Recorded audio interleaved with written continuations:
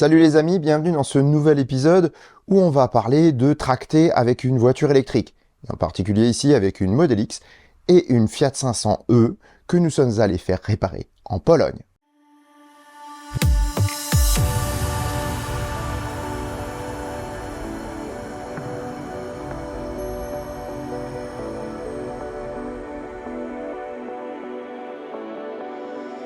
Si ça te plaît, mets un pouce vers le haut et commente. Si ça te plaît beaucoup, abonne-toi. Et si ça te plaît vraiment beaucoup, dis-le partout. Merci. Cette vidéo n'était pas sponsorisée, elle n'était d'ailleurs pas prévue du tout. J'avais prévu de faire quelques photos, de partager sur les réseaux sociaux et puis basta. Au final, ce voyage s'est avéré très intéressant sur certains points et je me suis dit qu'une vidéo n'était pas déconnante à faire. Finalement, ce voyage privé entre amis devient une vidéo. Comme j'ai fait le voyage avec Didier Dubikit chez ACC, eh bien cette vidéo est en partenariat avec ACC. N'oubliez pas que ce sont les soldes, il y a énormément d'accessoires à 50% de remise, n'hésitez pas à y aller et n'oubliez pas que les codes de réduction ACC se trouvent dans la description de cette vidéo. Voilà. Deuxième chose, vous avez sûrement constaté à ma voix et à ma tête que je suis pas super en forme. Voilà, je suis malade. Donc veuillez m'excuser si la voix est pas tout à fait là. Bien, eh ben commençons hein. Donc, mercredi dernier, Didier Dubikit et moi, nous sommes donné rendez-vous à Illkirch.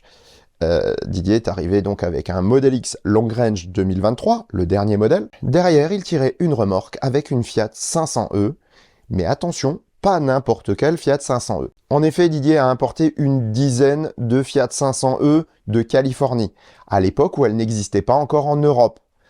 Il les a revendues, et sur ces 10 voitures, eh bien, il y en a une qui s'est retrouvée en panne. Je vous explique la panne. Dans une voiture électrique, il y a deux circuits. Un circuit haute tension, un circuit basse tension. Le circuit haute tension contient chargeur, batterie de traction, moteur, etc. Tout ce qui demande de la puissance. Mais comme pour une voiture thermique, il y a également une batterie 12 volts. Et cette batterie 12 volts sert à alimenter tous les composants extérieurs.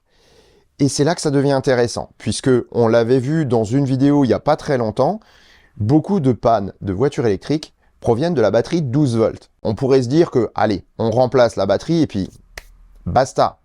Pas tout à fait. Pourquoi? Parce que tout dépend comment est gérée la voiture. En effet, toutes les voitures ne se gèrent pas de la même manière. Et je vais vous expliquer ce qui s'est passé avec celle-ci. La batterie 12 volts a commencé à faiblir. Donc, elle a commencé à se vider toute seule, elle a commencé à avoir des problèmes, mais elle n'a pas été remplacée immédiatement. Au contraire, la voiture a été chargée à 100% et le propriétaire l'a laissée de côté pendant un certain temps. Ce qui fait que la batterie haute tension s'est vidée. Elle s'est vidée parce qu'elle compensait la perte de charge de la 12 volts et donc cela créait une fuite de courant. La batterie haute tension s'est retrouvée complètement vide pendant un certain temps. Et du coup, plus de 12 volts, plus de batterie haute tension, eh bien la voiture s'est mise en défaut. Après avoir rechargé la batterie 12 volts, lorsque vous démarrez la voiture, vous aurez une indication batterie à 47% avec 0 d'autonomie. C'est un code erreur. Si vous coupez la voiture et que vous la redémarrez, vous aurez 0% de batterie, à savoir la charge réelle. Ok, ça veut dire batterie foutue, ah c'est la batterie à changer, c'est terrible, machin. En fait, pas du tout. Il existe des procédures pour régénérer une batterie dans un cas comme celui-ci. Parfois ça marche, parfois ça marche pas. Mais en tout cas, pour pouvoir faire cette régénération, il faut tomber le pack complet, démonter les modules et contrôler cellule par cellule. Et ensuite, on peut régénérer les cellules avec des procédures de charge particulières. Il y a des spécialistes, mais ces spécialistes sont rarement en Europe de l'Ouest, puisqu'en France, il n'y a à ma connaissance que 10 voitures de ce type sur le territoire, celles que Didier a importées il y a quelques années. En revanche, il y a un endroit où il y a beaucoup de ces Fiat 500e. Et cet endroit, c'est la Pologne. Donc il y a quelques spécialistes qui sont capables de régénérer les batteries. D'où notre voyage. J'ai pas encore le résultat de la réparation et de la régénération. Toutefois, je vous ferai un petit épisode rapide là-dessus. Donc nous sommes partis à 8 h du matin de la banlieue de Strasbourg. Didier était déjà venu de Blotzheim, donc ce qui fait à peu près 130 km. Sur l'autoroute, nous avons consommé de l'ordre de 28 à 33 kWh au 100 en fonction de la vitesse. On était entre 90 et 110. Ce premier jour, notre objectif était d'atteindre le sud de Prague, où nous avons pris un hôtel, soit 722 km au total pour Didier, un peu moins pour moi. Nous aurions pu faire ce voyage en 2 recharges. Il nous en a fallu toutefois en faire une 3e, pour avoir suffisamment de charge le lendemain. Et ben là, on va arriver à Prague. On a encore fait un petit arrêt sur un Unity vite fait.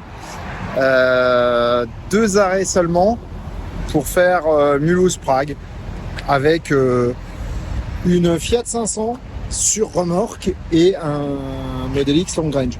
Donc plutôt pas mal. Parce que la nuit, nous avions demandé s'il était possible de charger. Au départ, on nous disait oui, recharge voiture électrique possible. En fait, on était sur une prise de courant et qui est même pas directement sur le parking. Donc on a dû sortir une rallonge. Alors je précise que la rallonge elle est costaud et spécifique, hein. C'est celle qu'on trouve sur le site ACC avec du 3 x 2,5 mm². C'est pas une rallonge domestique, hein, loin de là. On avait quand même une quinzaine de mètres et on s'est dit qu'on allait limiter à 8 ampères. Et très sincèrement, ça n'a pas rechargé beaucoup la nuit, hein. Donc le lendemain matin, première étape, superchargeur. Ce qu'on peut noter, c'est que souvent les superchargeurs sont très bien équipés en Allemagne avec du 250 kW. En République tchèque, on avait plutôt du 140. Sachant qu'en Pologne, c'était même du 120. Donc le lendemain, 2 trajets d'un peu plus de 500 km, aller et retour, donc pour aller déposer la voiture. Nous avons donc roulé. Et franchement, c'était long. Mais ce qui était long, c'était pas trop la recharge. Même si à la dernière recharge en Pologne, très sincèrement, le superchargeur, il était blindé. D'ailleurs, ce qu'on peut remarquer, c'est que les superchargeurs en République tchèque ou en Pologne sont super bookés. On a vu des files d'attente. Moi, c'est la première fois que je voyais des files d'attente aussi longues lors de recharge. Sachant qu'à chaque fois, c'était 4 superchargeurs. C'était un peu juste, hein. Donc Tesla, va falloir bosser un peu pour les pays de l'Est. Toujours est-il qu'on est arrivé sans problème et on a déchargé la Fiat 500e. 500e qu'on récupérera dans 15 jours, 3 semaines. Par contre, je ne sais pas si on va y aller la chercher ou si on va la faire revenir par transporteur. Le bilan de ce voyage aller, c'est qu'avec la voiture, on a consommé à peu près 300 Wh par kilomètre ou 30 kWh au 100 km et en roulant entre 90 et 110 avec le Model X. C'est à peu près 50% de plus que la consommation normale à 130. Donc ça consomme quand même pas mal, attention si vous tractez. Pour le trajet du retour, donc on a ramené la remorque vide. Et là, ça devient intéressant. En effet, lorsqu'on roulait à 90-100, on consommait 24, 26, 25, parfois même 28 ou 30, soit autant qu'avec la voiture dessus, en tout cas sur l'autoroute. Sitôt qu'on entrait dans des endroits où on roulait moins vite, hein, des petites routes, on avait des consommations qui baissaient. Ce qui provient qu'à haute vitesse, l'aérodynamique est très importante et que le poids joue très peu. Les perturbations de la remorque vide suffisaient à nous faire consommer quasiment autant qu'avec la Fiat 500 dessus. En tout cas, à des vitesses légèrement supérieures, parce qu'on roulait quand même entre 110 et 130 parfois. On a fait notre petite étape à l'hôtel à 2 h du matin. Ouais, c'était super long. Mais en fait, ce qu'il faut voir, c'est que ce ne sont pas les recharges qui nous ont retardés. Pas du tout. Ce qui nous a retardés, c'est les bouchons. Et c'est la circulation. À l'aller, en Allemagne, ça allait plutôt bien. En République tchèque, même très bien. Mais alors en Pologne, qu'est-ce que ça circulait? C'était un peu le foutoir global. C'était très compliqué de tenir une bonne vitesse moyenne. Restait à faire le trajet du retour qu'on a fait vendredi. Et là, on avait juste mal évalué une petite chose. Le vendredi après-midi, circuler en Allemagne, c'est juste l'horreur parce que tout le monde est en week-end. Et le début de week-end en Allemagne, eh ben c'est quelque chose, hein. Donc finalement, on s'est retrouvé avec des superchargeurs bondés sur la partie est. Et au fur et à mesure qu'on avançait vers l'ouest, ça se libérait quand même pas mal parce que le nombre de superchargeurs augmentait et surtout on avait des V3 en 250 kW. On est bien rentré à la maison et au final c'était un chouette voyage.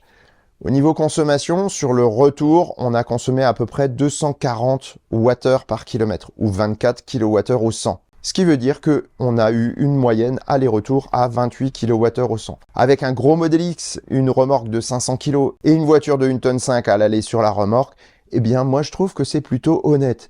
Parce que lorsqu'on voit une Kia EV6 ou une Audi e-tron GT, eh bien, ils consomment exactement la même chose, mais pourtant sans rien tracter. Finalement, cette expérience était très intéressante et on a pu, en plus, discuter de plein de choses qu'on vous fera découvrir probablement dans les prochains mois. Au final, on a fait un très bon voyage, on a récupéré pas mal d'expérience par rapport au fait de tracter et de voyager avec une remorque. Et ça, c'est plutôt sympa. Maintenant, il nous reste plus qu'à attendre des nouvelles de notre petite Fiat 500 et de voir comment elle se portera une fois réparée. Et sur ces bonnes paroles, je vous souhaite bonne route et vous dis à bientôt pour un prochain épisode du Choucroute Garage. Portez-vous bien!